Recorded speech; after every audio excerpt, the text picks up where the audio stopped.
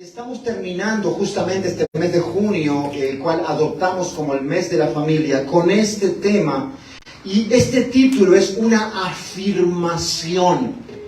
Y cuando alguien afirma algo, cuando tú estás haciendo una afirmación con respecto a cualquier cosa, presta atención aquí, por favor, los próximos 40 minutos, que nada te distraiga, por favor. Cuando tú estás haciendo una afirmación con respecto a algo, sea lo que sea, tú necesitas tener argumentos que la sostengan. Cualquier afirmación sin argumentos o con argumentos débiles cae, se derrumba, no permanece. ¿Me explico? Cuando afirmo algo, yo tengo que tener una fundación que sostenga aquello que estoy diciendo. Y la permanencia de esa afirmación va a depender de lo fuerte que es su fundamento. Y en este caso, esta es la afirmación. Que no te engañen, la afirmación es esta: la familia es un perfecto diseño de Dios. Entonces, para eso vamos a tener que explicar por qué estamos haciendo esta afirmación. Pero quiero comenzar con justamente el inicio, el comienzo de todas las cosas. El engaño más grande en la historia de toda la humanidad fue el que ocurrió en Edén. La carnada para caer en este engaño era la siguiente: si haces esto, tú podrás ser igual a Dios. Y como uno dice, ¿verdad? Cuando lo engañan con algo y después se da cuenta que cayó en un engaño, uno dice, hablando de forma común, me tomaron por idiota. Me vieron la cara. Yo no sé si a alguien le ha pasado aquí de comprar algo y que le venden un artículo, un carro o el artículo que sea, prometiendo lo mejor con respecto a ese artículo. Pero resulta que después tú te das cuenta de que eso que te vendieron no cumple con aquellas cosas que te prometieron. Y es ahí, ¿verdad? ¿Qué sentir más feo es ese, no? ¿Cómo uno se siente engañado? Uno se siente un idiota realmente. Dice, ¿cómo me pueden haber visto la cara? Enfrente de mí me estaban mintiendo y yo caí. Pero nosotros caemos porque la carnada es atractiva. Un pez va a su muerte no porque sabe que del otro lado hay alguien que está esperando pescarlo. Él va a su muerte porque hay una carnada, hay algo atractivo que lo lleva a caer en esa trampa. El engaño más grande de la historia también ha tenido las consecuencias más graves en la historia de la humanidad. O sea que en paralelismo con el engaño, también van la misma proporción las consecuencias de este engaño. ¿Cuál fue la consecuencia de esto? Toda la creación, comenzando por el ser humano, y presta mucha atención, fue afectada, manchada por el pecado. Cuando tú te preguntes por qué el mundo o por qué el ser humano no funciona de forma perfecta, como todos nosotros nos gustaría, ¿no es verdad que todos nosotros deseamos un mundo perfecto? Todos deseamos una sociedad perfecta, ¿verdad? ¿No es verdad? Pero sabemos que es solamente una ilusión, es una fantasía, que no se va a llegar a concretizar. ¿Por qué es la razón? ¿Cuál es la causa? Simplemente es esto: el mundo y toda la creación de Dios fue afectada por este engaño, por el pecado. Ahora, cuando tú te preguntes, ¿y por qué si existe un Dios hay hambre en África? Bueno, estamos en un mundo que en su origen fue afectado no por Dios, sino por un engaño, y estamos viviendo las consecuencias. ¿Por qué si hay un Dios hacen cosas malas, las personas son malas? ¿Por qué violan niños? Una cosa terrible. ¿Por qué personas son deshonestas? ¿Por qué son adúlteros? ¿Por qué las personas tienen relaciones sexuales como nada? ¿Por qué tantas cosas ocurren? Si nosotros deseamos un mundo perfecto, un universo perfecto, ¿por qué? La respuesta es simple, vuelvo y digo: el engaño. tiene consecuencias. Y este fue el engaño más grande de la historia y ha tenido las consecuencias más grandes también de la historia, las cuales las vivimos hasta el día de hoy. Dice que tú y yo somos testigos de eso. Esto está descrito en Génesis. Abre tu Biblia. ¿Quién tiene ahí su Biblia? Si tú no tienes Biblia, por favor, acompaña con alguien a tu lado que sí tenga Biblia. Y el que no tiene, yo lo animo a estar siempre con la Biblia en la iglesia. Génesis 3.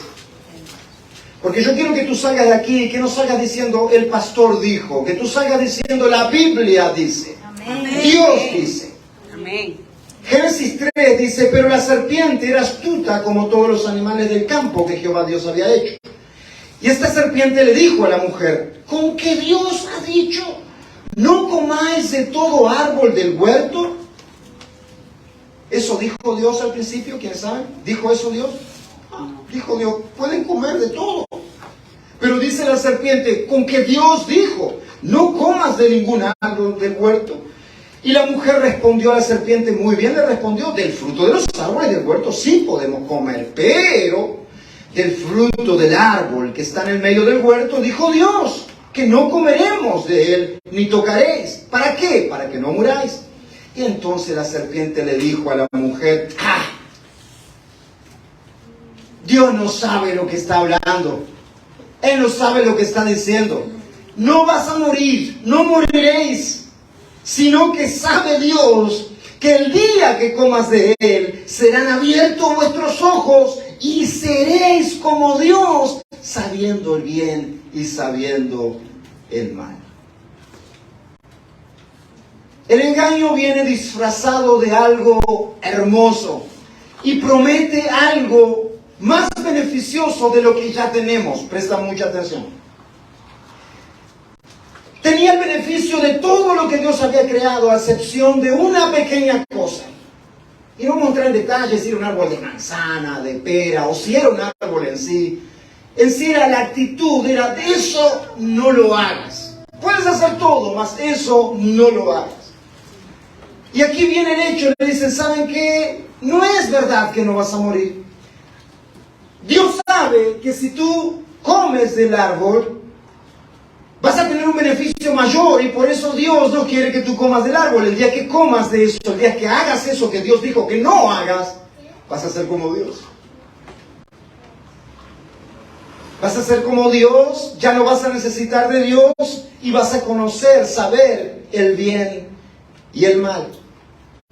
Desde ese momento, desde ese instante, presta atención, el ser humano quedó propenso al engaño. Quedó propenso a ser tomado como idiota, a que le vean la cara. La raíz de todo engaño y de toda mentira está su origen en las tinieblas. Y el engaño no es únicamente el hecho que les dice que puede ser como Dios, sino que les dice eso, será como Dios y tú podrás escoger por ti mismo lo que está bien y lo que está mal, sin necesidad de un Dios que te esté regulando. Aquí nos dice, cuando leímos la palabra de Dios, dice sabiendo, o sea, teniendo conocimiento del bien y el mal. Ahora, esta palabra, si nosotros la traemos realmente a lo que significa, no es el conocimiento intelectual de saber, es la capacidad de escoger. ¿Por qué? Quiero ser rápido con esto, pero es importante que lo entendamos. ¿Por qué? Porque el ser humano ya sabía lo que estaba bien y lo que estaba mal, ¿sí o no? Amén. Dios se lo había dicho, esto está bien, esto está mal. Ya tenían el conocimiento intelectual.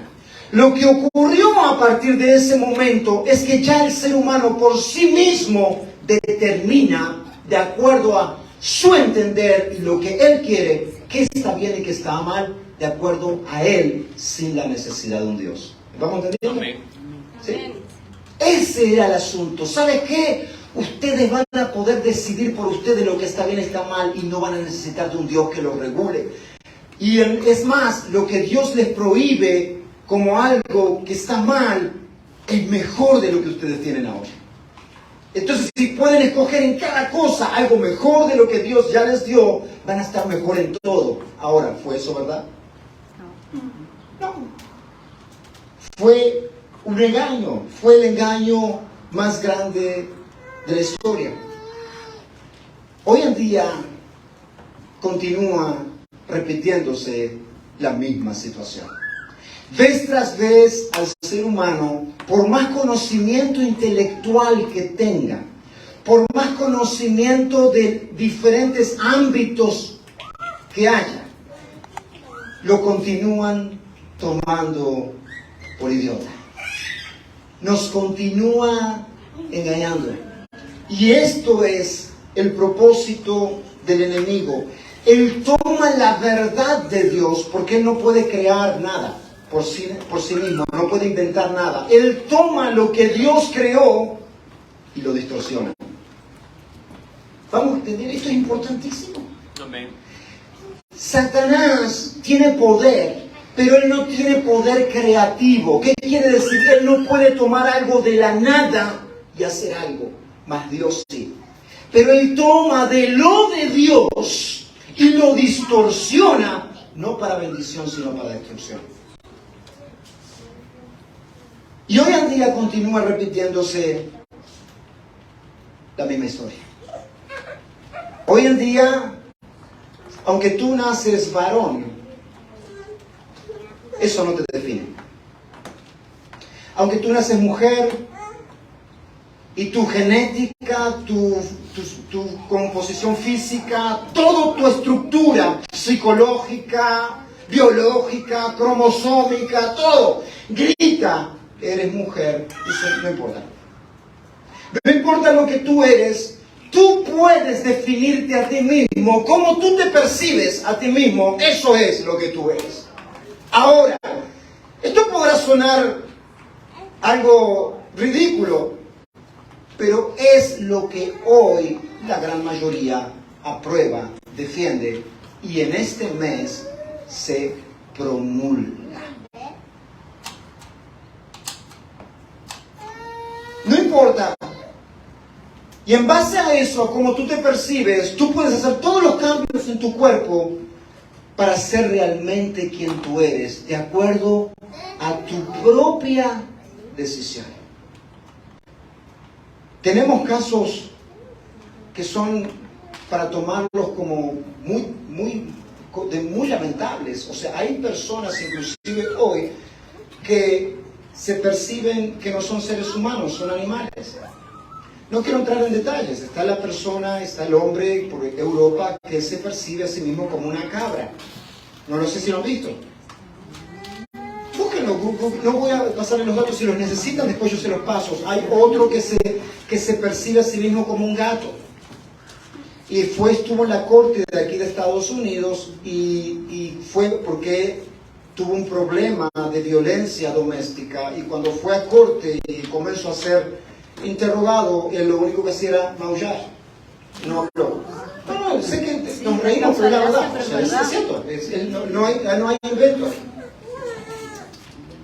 Ahora, ¿sería eso algo de decir, bueno, la verdad que no, es terrible? No. Hoy en día, al ritmo que vamos, cada vez más se normalizan las cosas, en el sentido de que ya únicamente no estamos hablando de adultos que pueden tomar una decisión propia de hacer lo que quieran, que bueno, es adulto que haga lo que quiera, sino que ahora el objetivo principal son los niños. Los niños. Es más, existe un video, también se los puedo pasar, hecho hace 2 años, hecho por la comunidad LGTB, específicamente hecho directo, con descaro, sin ni siquiera un mensaje subliminal, que se llama Venimos por tus niños. Sí, una canción que se hizo. ¿Alguien lo vio, por favor? ¿O yo estoy en otro? ¿Sí? Los niños. Nosotros ya estamos realizados, nosotros ya sabemos qué somos, pero nuestros niños no tienen la capacidad que nosotros tenemos. Como vuelvo a decir, el engaño continúa siendo hoy en día de la misma forma que fue al principio.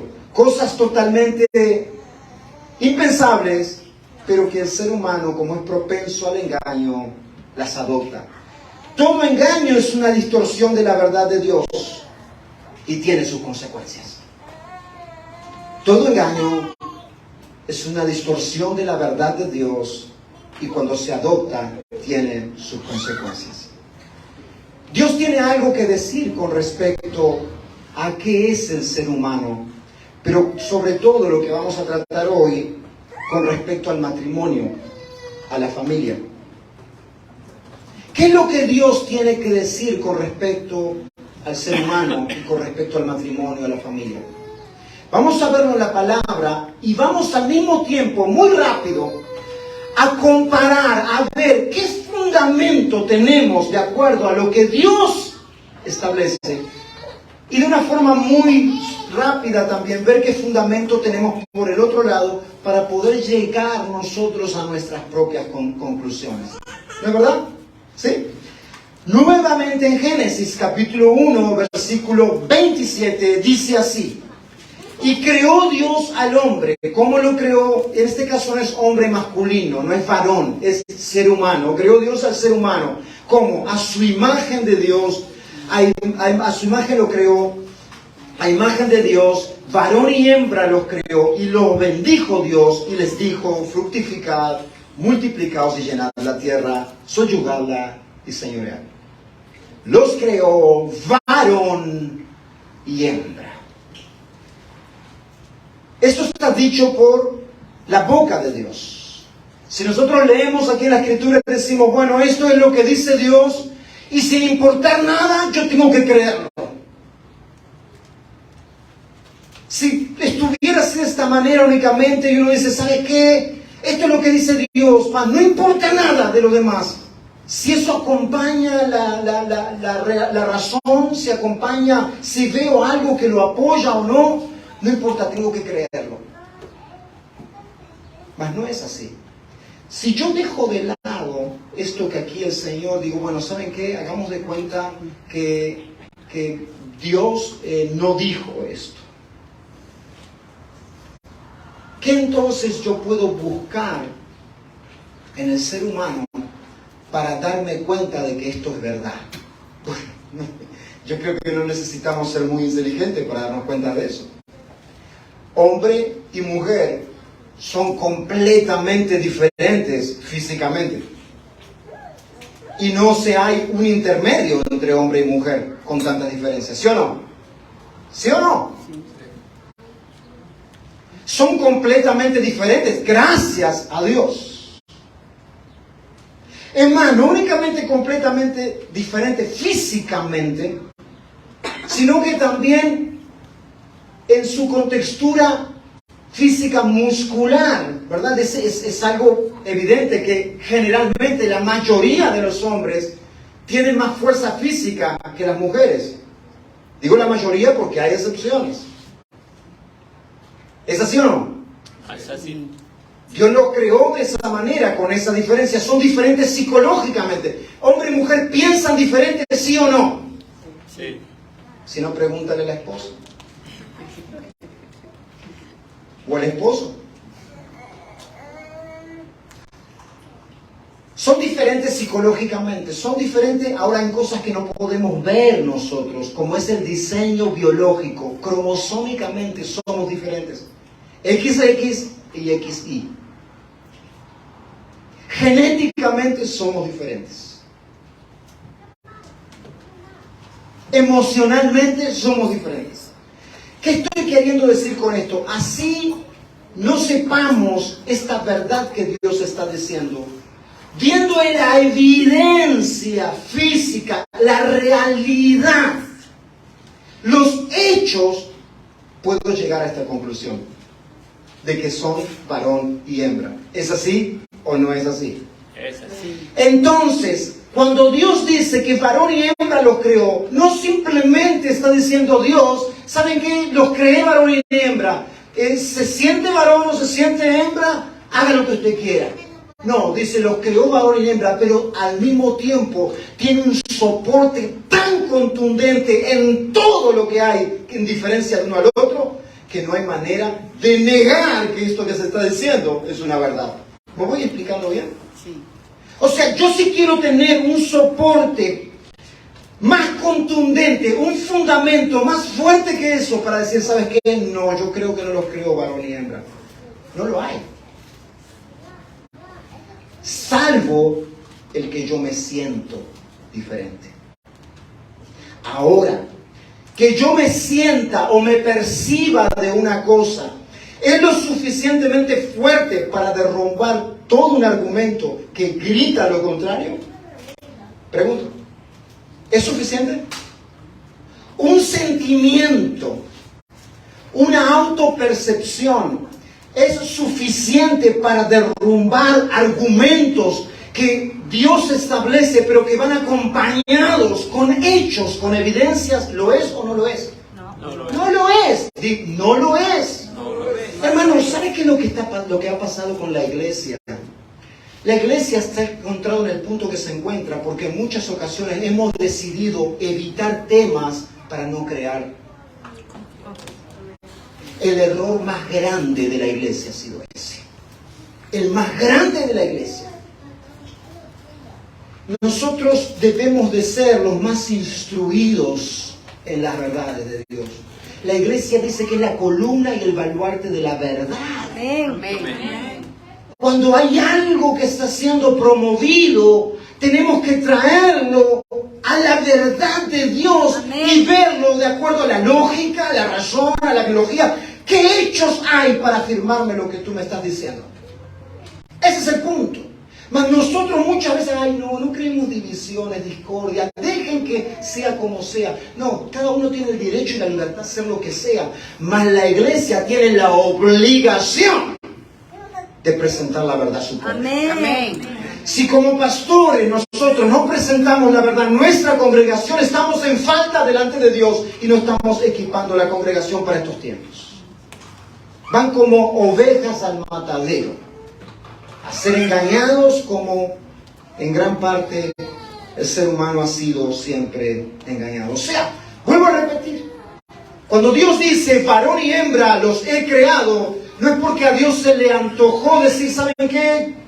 Son iguales, pero unos varón y otros hembra. Ustedes deciden. No, los creé varón y hembra. Mírense uno al otro. Y en ese momento estaban pelados. Y se miraban unos a otros. Uy, sí, es verdad. Y después cuando empezó la convivencia juntos, al principio Adán dice, ¡wow! Dice, esta será llamado varón. Se emocionó al ver esa mujer que el Señor le había puesto, esa compañera. Pero después también vio las diferencias, pero yo me imagino que después de la convivencia, ambos empezaron a decir, ay, ¿quién lo aguanta? Es más gruñón. Se pasa todo el día que esto, que... No pasa eso acá con los cristianos, con nosotros los matrimonios cristianos no. Nosotros todo, ay, amor, mi preciosa, divino. Pero vemos eso y es importantísimo, hermano, porque nosotros decidimos si queremos vivir un engaño o queremos vivir la verdad. Mas si vamos a vivir un engaño, sepamos, entendamos que es porque queremos, no por falta de conocimiento. Y yo quiero decirte ahora algo, porque esto se va poniendo un poquito más pesado. Si tú quieres irte, puedes irte.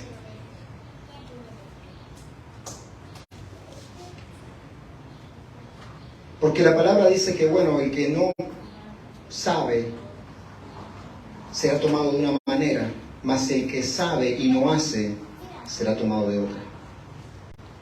Mas ahora estás también en otra situación. Si tú decides irte, también sabes que habías tenido la oportunidad de saber cómo eran realmente las cosas.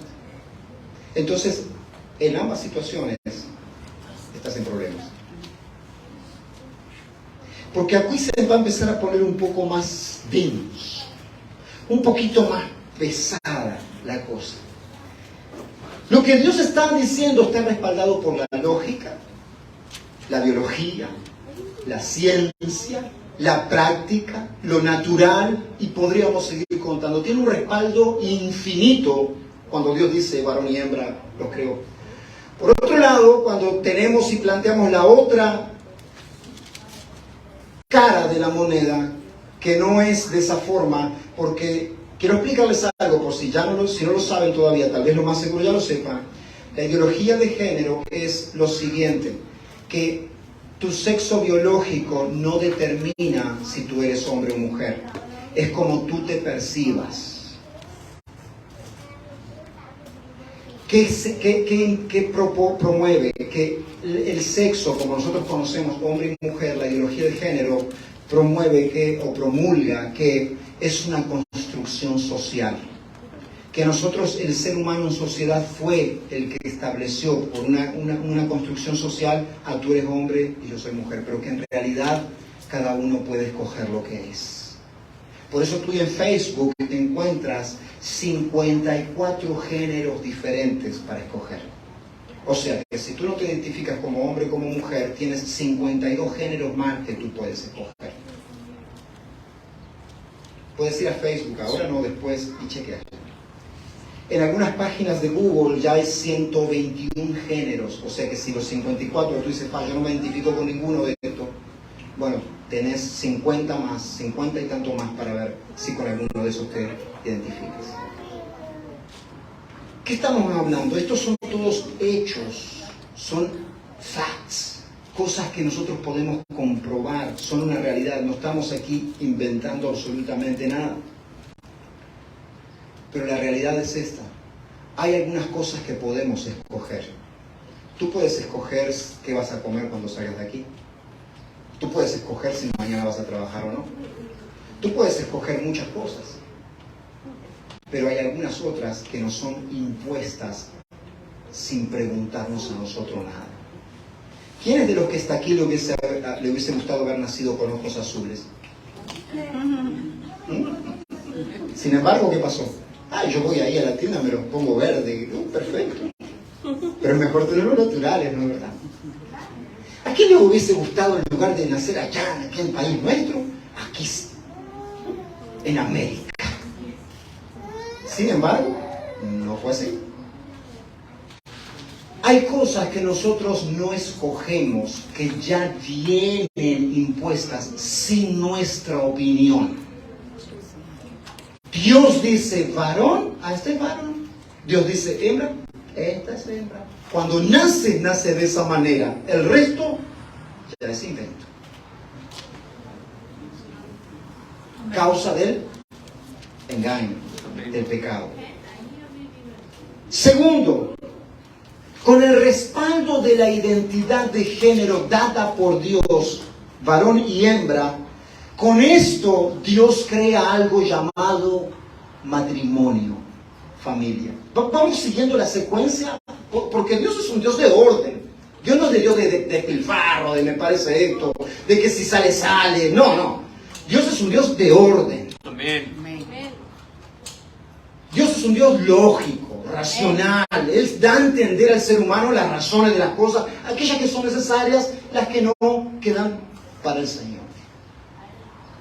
Acá no estamos creyendo una fábula, un cuento. No estamos creyendo, oh sí, wow. No. Dios nos muestra hechos.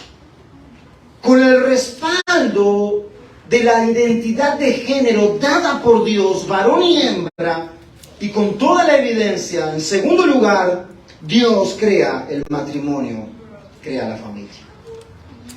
Génesis 2:18 dice así, dijo Jehová Dios, no es bueno que el hombre esté solo, le haré ayuda idónea a él.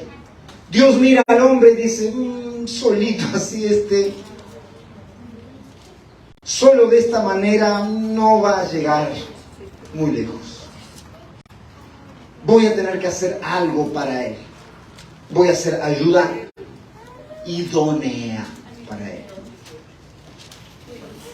Y Jehová Dios formó de la tierra toda bestia, después hizo caer en sueño al hombre, y vamos a adelantarnos al versículo 22, y de la costilla de que Jehová Dios tomó del hombre hizo una mujer, y la trajo al hombre, y dijo entonces, esto es ahora hueso de mis huesos y carne de mi carne, y será llamada varona, porque del varón fue tomado. Y acá dice, se empieza a conformar el matrimonio, la familia. Presten atención porque esto es para todos aquí. Dios en el proceso de formar la familia. Dios en el proceso de formar la familia. Dice entonces, por tanto, dice, Dejará al hombre a su padre. Adán vio y quedó encantado. Dice, wow, esta será llamada mi varona. Esta será mi mujer, mi esposa. Quedó fascinado y dice así: entonces dejará el hombre a su padre y a su madre y se unirá a su mujer y serán una sola carne. Ahora Dios está estableciendo el matrimonio. Varón y hembra, primero. Segundo, de acuerdo a esta realidad, un matrimonio, un complemento. Es como un rompecabezas que se comienza a armar. Un físico, espiritual y emocional. ¿Tú te has dado cuenta que la mayoría de matrimonios, por no decir todos, el hombre y la mujer son lo opuesto en cuanto a forma de ser? Entonces se ha percibido, si tú llevas un tiempo de casado te darás cuenta. Gracias a Dios que es contrario a lo que uno es. Y acá Dios está estableciendo el matrimonio. Y dice que es un complemento, es algo diferente. Es algo que yo no tengo, pero Dios considera que yo necesito. Amén. Vayamos viendo la forma que Dios le está dando al matrimonio. La forma de Dios. Dios considera, dice, bueno, es algo que no tiene, pero que necesita. Amén. Es un complemento. No es una competencia. No es, bueno, algo que está ahí porque me encuentro aburrido. No, es un complemento. Las diferencias son puestas como algo que contribuye para completar la relación. Ahora, pastor, entonces, presta atención. ¿Qué sucede si alguien tiene llamado a ser soltero? Hay personas, ¿verdad? Hay personas. Sí. ¿Qué sucede si hay alguien que tiene el llamado para no casarse? Tal vez en tu familia tú tienes a alguien, conoces a alguien, y dices, wow, y siempre decimos, wow, la solterona, el solterón. Y es el motivo de bromas en la familia, ¿no? Ay, está. ¿No? ¿Sí o no? ¿O solo en la mía? ¿Cómo yo me doy cuenta si yo tengo el llamado para ser soltero? Porque tengo que darme cuenta, ¿no?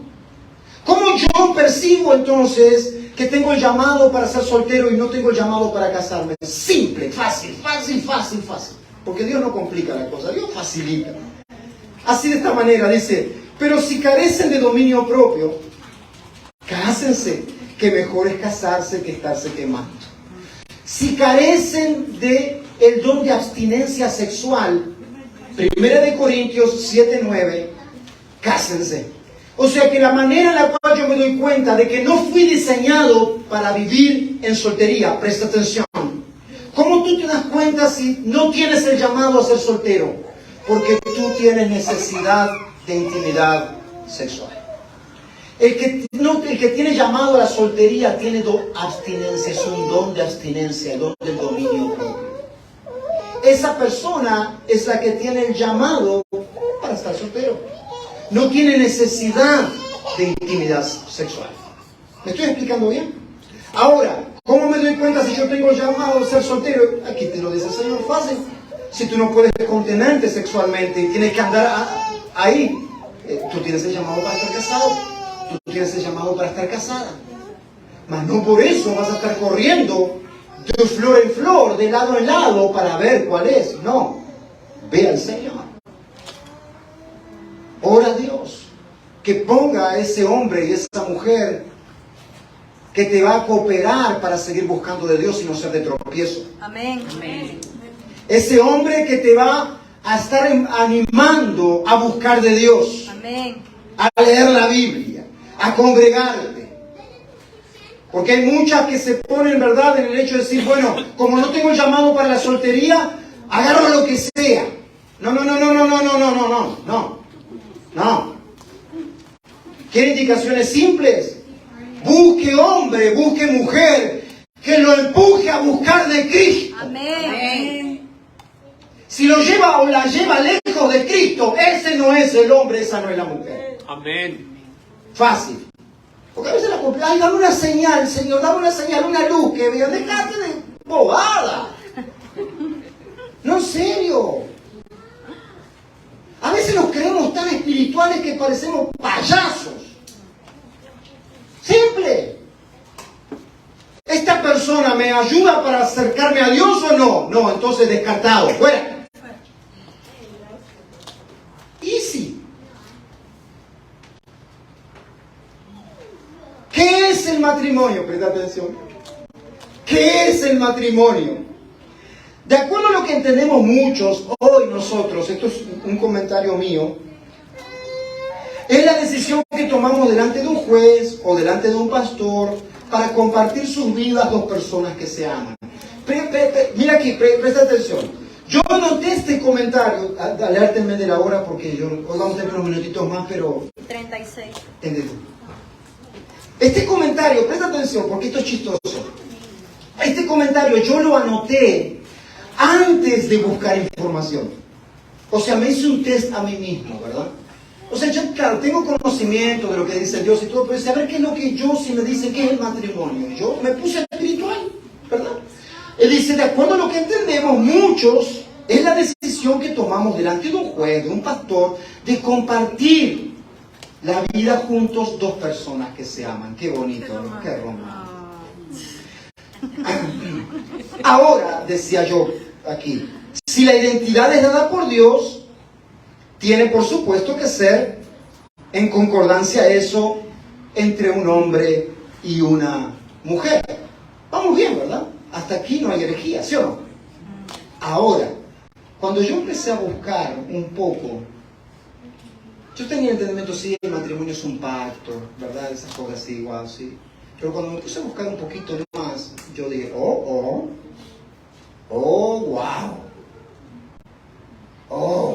¿Por qué? Porque dice aquí, para que entender un poco mejor eso, y antes de ir a los conceptos, vamos a mirar en Malaquías, capítulo 2, versículo 13. Aquí Dios estaba enojado. Y dice aquí, dice Malaquías 2, comenzando del versículo 13, yo voy a leer de la Nueva Traducción Viviente. Y dice, esto es otra cosa que hacen. ¿Qué hacen? Dice, cubren el altar del Señor con lágrimas. ¿Y qué tiene de malo eso? ¿Qué de malo tiene cubrir el altar del Señor con lágrimas, venir quebrantado a Dios? ¿Tiene algo de malo?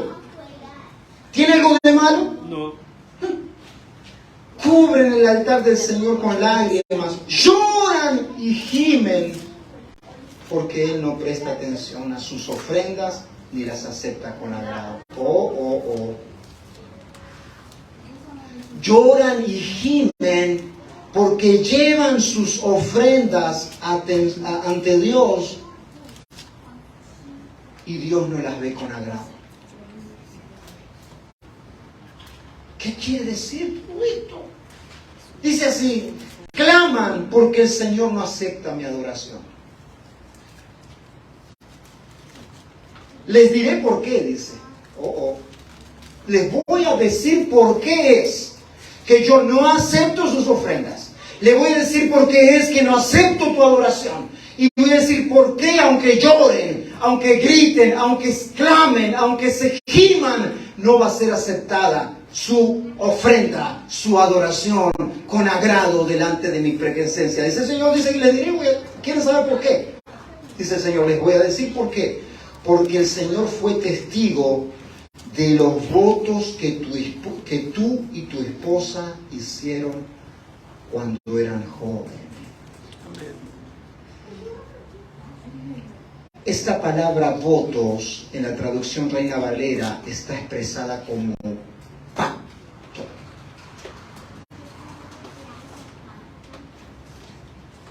Pacto. El Señor no acepta mi adoración. Les diré por qué. Lo estoy leyendo de la Nueva Traducción Viviente porque es un poco más entendible que Reina Valera 1960. Dice, les diré por qué. Porque el Señor fue testigo del pacto que hiciste tú y tu esposa el momento que se casaron. Ay, Señor. Ay, ay, ay. Oh. Ahí me empezó a confrontar a mí con mi concepto de matrimonio y el concepto de Dios.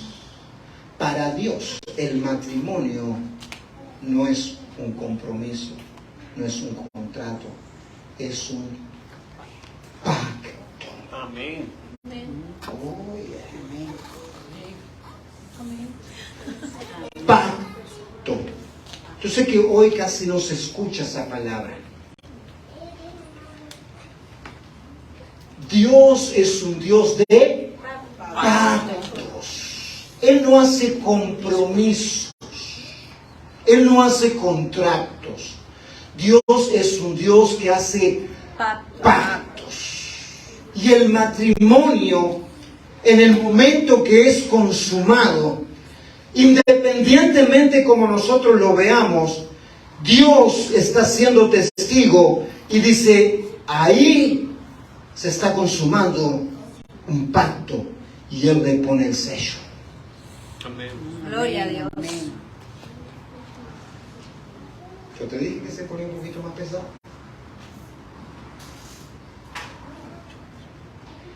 Un pacto.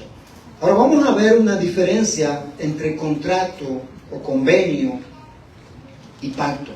El contrato, de acuerdo a la definición del diccionario de la Real Academia, dice que es un acuerdo, el contrato. Es un acuerdo generalmente escrito por el que dos o más partes se comprometen recíprocamente. Presta atención porque esto es importante aquí. Se comprometen recíprocamente a respetar y cumplir una serie de condiciones. Esto puede ser un contrato de trabajo, un contrato de arriendo.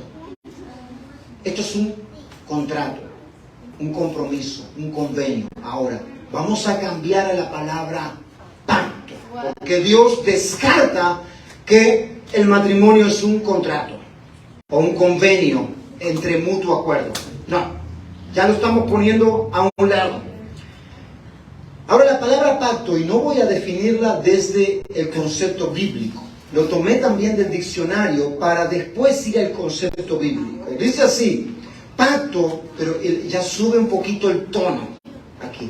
Dice que es un acuerdo entre dos o más personas, ya no es que compromete, sino que obliga. Este es el diccionario secular de pacto, definición, obliga a ambas a cumplir una serie de condiciones. O sea que el mundo ya entiende que hay una diferencia entre contrato, compromiso y pacto. Mas la definición que el sistema, o sea que el mundo le da a pacto es que es ya una obligación. Ahora, ¿qué es pacto para Dios? La palabra pacto en el concepto de Dios significa, en la definición de Dios, en el hebreo es berit. En el griego, sé cómo se escribe porque lo estoy leyendo, pero no sé cómo se pronuncia.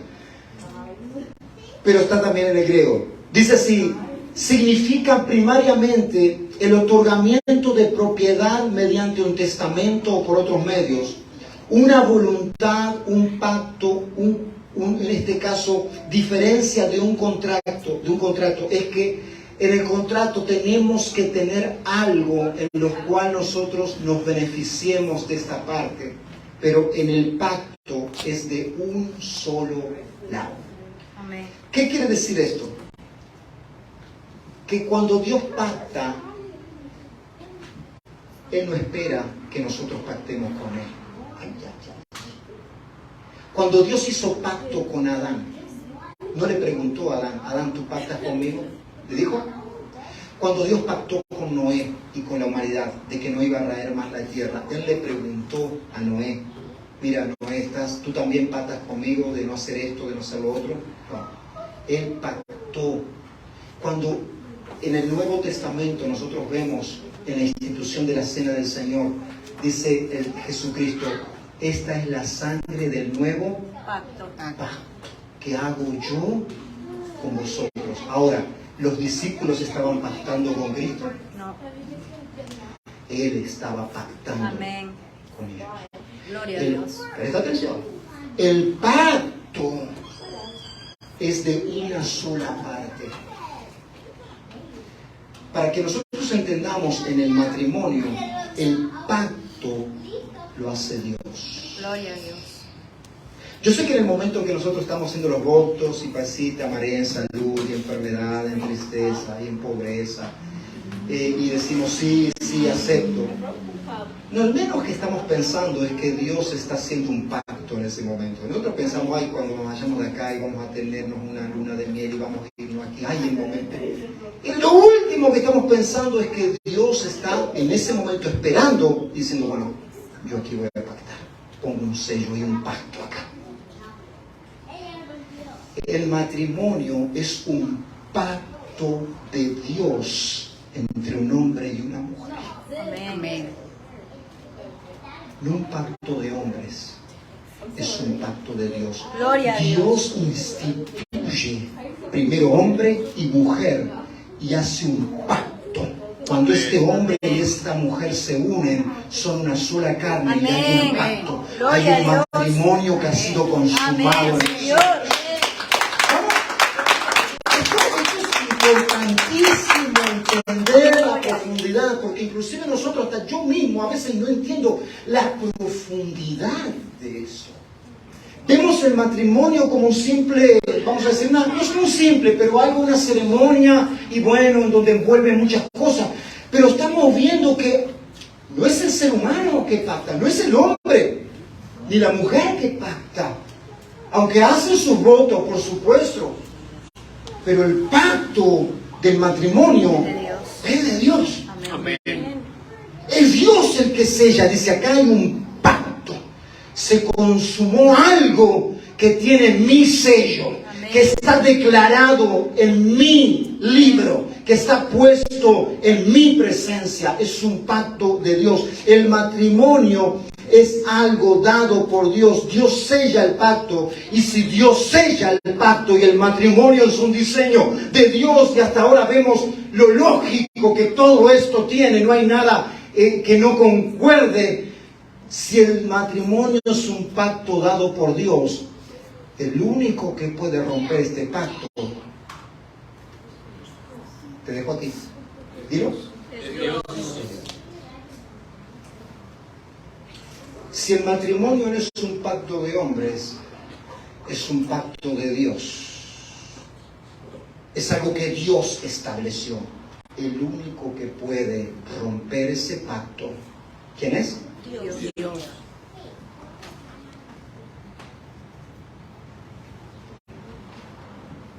Tú después vas a tener tiempo para ir comparando con todos los conceptos y poniendo en la balanza uno y otro. El único que puede romperlo se hace una unión espiritual, se hace una unión física, se hace una unión emocional y también es una unión legal, un pacto sellado, hecho por Dios. Por eso nos dice, por consiguiente, ya no son dos, sino una sola carne. Por tanto, lo que Dios ha unido, ningún hombre lo separe. Amén. Amén. Amén. Gloria a Dios. Pero cuando queremos separarnos, no vamos a Dios. Vamos al juez del condado. Vamos al abogado y le pagamos 100 pesos. O vivimos sin casarnos. O vivimos sin casarnos. Cuando hago el pacto, yo quiero que Dios me lo bendiga. Pero en el momento en el cual yo me quiero separar, recurro al hombre para hacer la separación. Y aunque el hombre separe, lo que Dios unió, continúa en pacto. Amén. Ay, papá, yo te dije.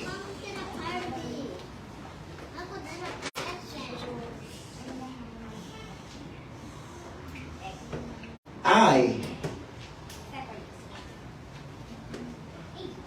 determinados principios que invalidan el pacto que Dios hizo. No nos va a dar el tiempo para llegar a eso, pero no quiero dejarlos con este peso, aquellos que tal vez, ¿verdad?, ya han tenido un casamiento, se han casado. La viudez, el adulterio, y paremos de contar. Ya explicaremos mejor eso. O sea que lo que Dios unió, ningún hombre lo separe. Ahora el asunto es que va un poquito más grave que esto. ¿Continuamos o no? Amén. Amén. Porque no es únicamente un casamiento. Cuando nosotros hacemos una ceremonia, hacemos un contrato legal en la ciudad o en el estado, no es únicamente un casamiento cuando hay un lazo emocional, sino que hay un casamiento, como nos dice en 1 Corintios, capítulo 6, versículo 16, y esto es grave, esto es grave. Cuando dice en esta carta el apóstol Pablo a los Corintios, dice, ¿o no sabéis que el que se une con una ramera es un cuerpo con ella? Porque Dios dice, los dos serán una sola carne. Yo sé que hoy dice, bueno, el término común de hoy, bueno, el hombre tiene necesidades sexuales, la mujer también tiene necesidades, aunque casi todos los lados van por el lado del hombre. La mujer está siguiendo, lo que hace es seguir los malos hábitos del hombre. Y cuando nosotros los hombres caemos en cuenta de eso, vamos a tener grandes cambios. Amén. Dice, ¿o no sabéis que el que se une con una prostituta, con una mujer que no es la mujer de su pacto, con la mujer que sea que se una, por más que lo vea como una aventura, como una caña al aire, por más que lo vea, bueno, una necesidad que tiene el ser humano, le podemos poner el nombre que quiera, definir el bien y el mal como nosotros queramos, pero delante de Dios, cuando un hombre se une a una mujer en intimidad sexual, se ha consumido un pacto espiritual. Amén.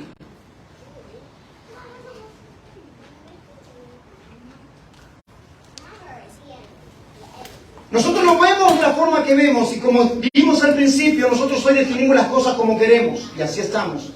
Pero Dios lo define como un pacto que se ha hecho, así sea únicamente en la carne, es un pacto. Los dos se han hecho uno.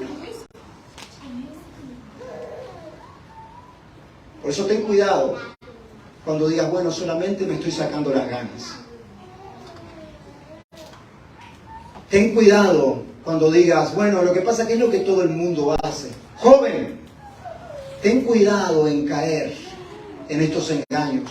Porque cuando te unes en intimidad sexual con otro joven, con otro hombre, con otra mujer, te haces una carne con él. Hay un pacto espiritual delante de Dios. Y como ese pacto fue tomado a la ligera, ese pacto acarrea maldición sobre la vida de aquel que lo ejecuta.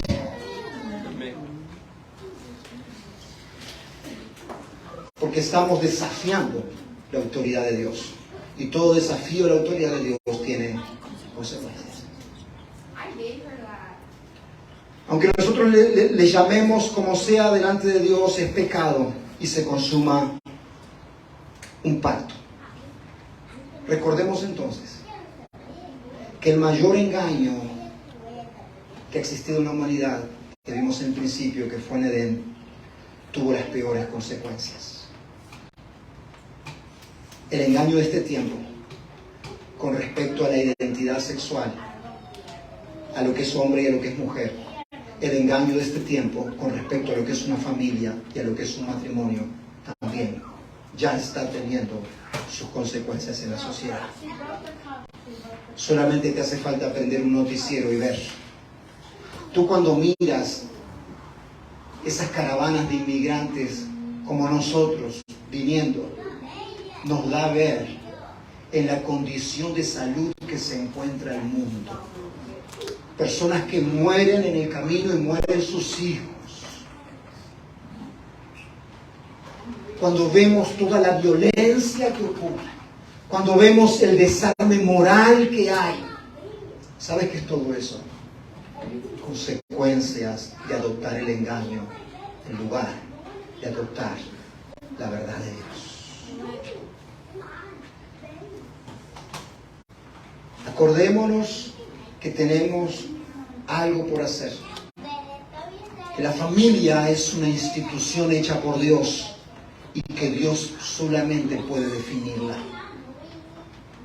Y tiene todos los argumentos, los hechos para sostener lo que Dios dice. No emociones, no sentimientos, no pareceres, argumentos respaldados. ¿Qué es lo que nosotros debemos hacer? Debemos de aprovechar la bendición que Dios nos da de poder escoger bien. Tú que estuviste esta mañana, ¿te recuerdas que yo te dije que te podías ir? Tú te quedaste. Tú escuchaste esta verdad. Amén. Ahora, tú no estás en el engaño. Ahora tú sabes que toda inmoralidad sexual fuera del matrimonio es pecado delante de Dios. Tú tienes el conocimiento ahora. O sea que si tú continúas haciendo lo mismo, estás en completa rebeldía delante de Dios. Y eso tiene sus consecuencias. Debemos de aprovechar la bendición que Dios nos da de poder escoger bien. Tú hoy puedes escoger, mi hermano, y puedes escoger bien. ¿Qué bendición Dios te da? Gloria a De Dios. que sin importar tu historia o la mía, que yo he cometido tantos errores, no te creas que yo estoy aquí porque soy más santo o mejor que tú. Soy un ser humano sujeto a pasiones de la misma forma que tú lo eres. Pero en el momento en el cual Dios me da la bendición de conocer su verdad, someto mi cuerpo a servidumbre para seguir esa verdad que el Señor me ha dado la bendición de conocer. Amén. Es una bendición la ley de Dios. No es un peso, es una liberación de nuestro pecado. El peso es continuar viviendo esclavo a nuestros deseos y a nuestra carne que nos somete una y otra vez a hacer aquello que sabemos que es contrario a la voluntad de Dios. Debemos de escoger bien, hacer lo que glorifica a Dios y lo que nos colma de bendiciones. Hoy nos abre el entendimiento el Señor para que no seamos engañados y no tengamos consecuencias negativas para nosotros y nuestras familias. ¿Sabes por qué? Porque no importa los errores que tú hayas cometido hasta el día de hoy, las cosas que el Señor te haya mostrado hoy en su palabra que has hecho mal en tu pasado, no importa. Lo que importa es cómo tú hoy tomas esta verdad que Dios te ha permitido conocer y te decides a caminar en ella. Es ahí como Dios ve tu corazón y ve el mío. Si tú sales de este lugar diciendo, ¿sabes qué? Podrás decir todo eso, mas a mí no me interesa. No habrás aprovechado la bendición tan grande que Dios te ha dado de entender su palabra. ¿Qué podemos hacer nosotros como padres, como esposos? Nosotros tenemos la enorme bendición y privilegio de poder ser quien bendiga nuestra generación. Amén. Quien bendiga la vida de nuestras esposas. Amén. Quien sea quien cuide nuestra esposa como el Señor nos manda, como vaso más frágil. ¿Qué podemos hacer nosotros como esposo? Tener una descendencia para Dios.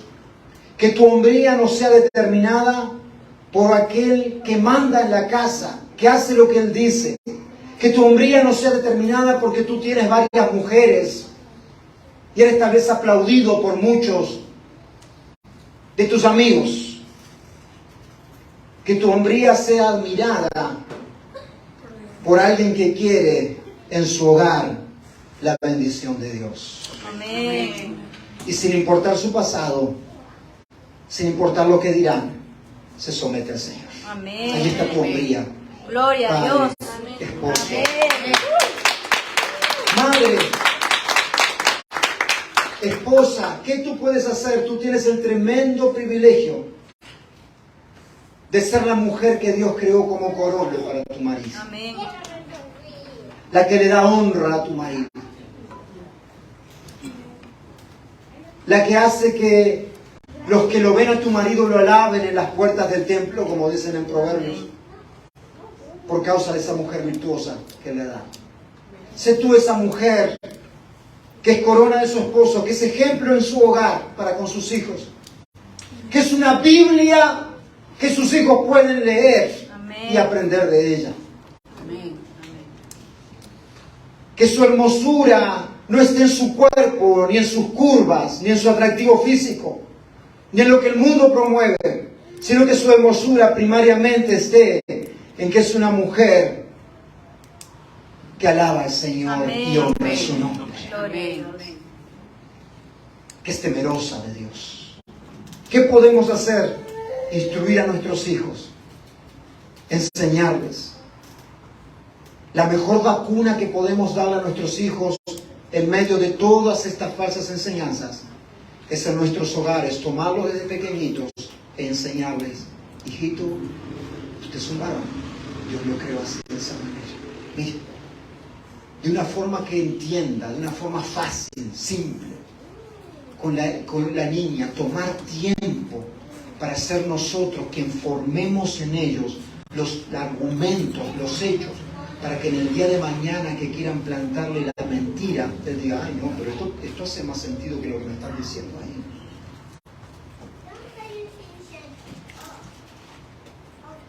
Tengan herramientas, tengan armas. ¿Qué podemos hacer entonces? Podemos predicarles a cuantos puedas, en todo tiempo y también fuera de tiempo. Compartir sabiamente la palabra con cada uno que Dios nos dé la oportunidad. Y nada de esto va a ser en vano. Tú verás los frutos. Tú verás los frutos. La alabanza que cantamos al principio decía justamente del Salmo 26, de la cautividad y de la celebración que había cuando habían sido liberados. En un momento fueron sembradas lágrimas. Con lágrimas se sembró, mas con regocijo se recoge. Todo aquello que tú decides hoy no es en vano, es una inversión para tu vida. Amén. Para la vida de tu familia. Amén. Amén. Nada es en vano. No pares de hacer lo que es correcto. Y toma tú la decisión sin esperar nada de la otra parte. Generalmente nosotros esperamos que la otra parte haga algo para nosotros tomar una postura. ¿Sabes qué? Toma tu postura delante de Dios. Amén. Amén. A veces decimos: bueno, en la iglesia nadie hace, por eso yo no hago nada tampoco. No, sé tú el que hace. Ay, mi esposo no cambia, por eso yo no cambio tampoco. No, sé tú la que cambia. Amén. Ah, que él no va a la iglesia, por eso yo no voy a la iglesia tampoco. No, sé tú el que va a la iglesia. Gloria a Dios. Es una parte. Es uno el que toma la decisión. El pacto es una sola parte. Amén. El esposo, cuando pacta con su esposa, hace su parte. La esposa, cuando pacta con el esposo, hace su parte. Y Dios pacta en el matrimonio.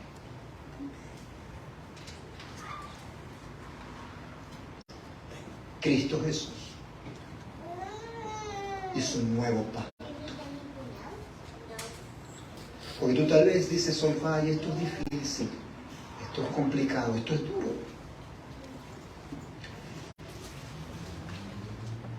Nada más difícil ni más duro